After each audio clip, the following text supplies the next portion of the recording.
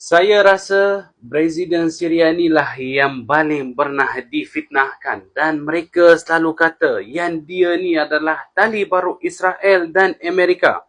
Tetapi kenyataannya adalah sebaliknya. Jom saya tunjuk bukti dan korang harus dengar sampai habis supaya jangan dituduh lagi yang beliau ini adalah seorang tali baru Amerika dan Israel. I'd like to see a more surgical attack on Hezbollah. I think it should be more surgical. And we can help them with that, or we can recommend Syria. Syria is doing a very good job.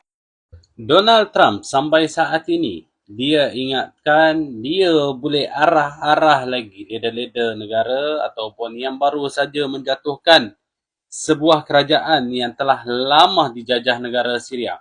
Jadi apa balasan Presiden Syria pada Donald Trump tetapi secara halus? Jom dengar pula. ارتئينا انه نؤجل الحوار في الموضوع هذا بالاخص ايضا في مزارع شبعه وهي جزء منها بيد الاسرائيليين وبنفس الوقت مختلفين نحن واللبنانيين عليها هي لنا ولا لهم. خلي حدا منا ياخذها بالاول بعدين نحكي. Saya tahu nanti akan ada yang tanya apa yang dikatakan oleh Presiden Syria Ahmad Al-Shara. Ahmad Al-Shara dia kata simple je. Sekarang ni kita tidak ingin bergaduh ataupun berperang dengan Lebanon dan juga antara kesalahan fahaman itu antara Syria dan Lebanon pun banyak benda lagi.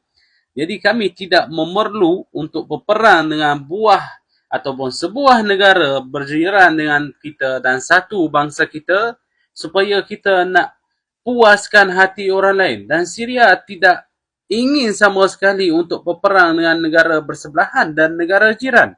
Jadi di manakah buktinya yang dia tu adalah tali baru pada Amerika dan Israel?